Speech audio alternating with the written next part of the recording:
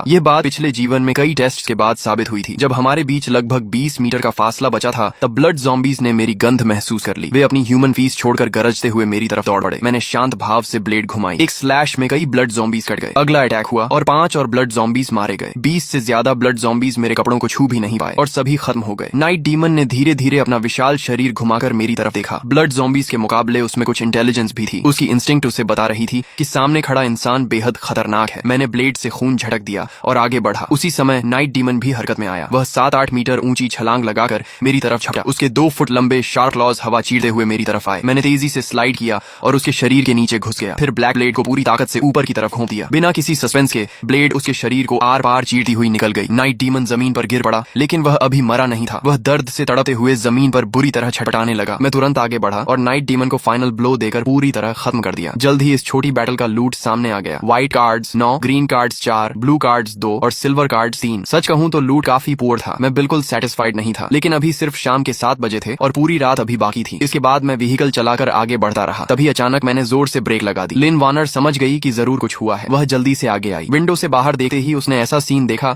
जिसे वह जिंदगी भर नहीं भूल पाएगी। लगभग 200 मीटर दूर एक 5-6 मीटर ऊंचा विशाल ब्लड रेड हार्ट लगातार धड़क रहा था। उसके चारों तरफ 100 से ज्यादा ब्लड ज़ॉम्बीज़ बिना किसी डायरेक्शन के इधर उधर घूम रहे थे। लिन वार्नर ने घबराकर अपना मुंह ढक लिया। उसकी आंखों में फियर और शॉक साफ दिखाई दे रहे थे। ये क्या है? Blood nest. मेरी बात सुनकर लिन वार्नर कुछ पल के लिए जड़ हो गई और उसके चेहरे पर चिंता छा गई। क्या तुम उस चीज से लड़ने का इरादा रखते हो? इतनी जल्दी किस बात की? मैं ड्राइवर सीट पर बैठ गया और दूर से उस विशाल ब्लड नेस्ट को ध्यान से देखने लगा। असल में मेरी ओरिजिनल प्लान ये थी कि मैं सीधे ईस्ट डायरेक्शन में ड्राइव करके पड़ोसी सी सिटी जाऊं और वहां अपने एक पुराने फ्रेंड को ढूंढूं। लेकिन प्लान्स हमेशा रियलिटी के अनुसार नहीं चलते। इस क्रॉस रोड पर अचानक यह इवॉल्विंग जायंट ब्लड नेस्ट दिखाई दे गया। ऐसी अपॉर्चुनिटी छोड़कर जाना मेरे लिए नामुमकिन था, क्योंकि इवॉल्व्ड ब्लड नेस्ट से मिलने वाले रिवॉर्ड्स और ड्रॉप रेट सामान्य ब्लड नेस्ट या नाइट डीमन से 10 गुना से भी ज्यादा वैल्यूएबल होते हैं। लेकिन फिलहाल एक ही प्रॉब्लम थी। मुझे नहीं पता था कि ब्लड नेस्ट को एवोल्यूशन पूरी करने में कितना टाइम लगेगा। समय धीरे धीरे गुजरता गया। देखते ही देखते कई घंटे बीत गए। तभी अचानक वे ब्लड ज़ॉम्बीज़ जो अब तक सुस्त और बेपरवाह घूम रहे थे, जैसे किसी चीज को महसूस कर बैठे, वे सभी एक साथ क्रॉस रोड के दाईं तरफ मुड़े और जोर जोर से गरजते हुए वहां की ओर दौड़ पड़े। अगले ही पल लगातार गनफायर की आवाजें गूंज उठी। गोलियों की बौछार में ब्लड ज़ॉम्बी ग्रुप ऐसे फटने लगा मानो पुराने कपड़े के टुकड़े हवा में उड़ रहे हों। मैंने मिलिट्री बिनोक्यूलर्स निकाली और ध्यान से देखने लगा। लेंस के अंदर एक ह्यूमन टीम दिखाई दी। वे सभी ब्लू कॉम्बैट यूनिफॉर्म पहने हुए थे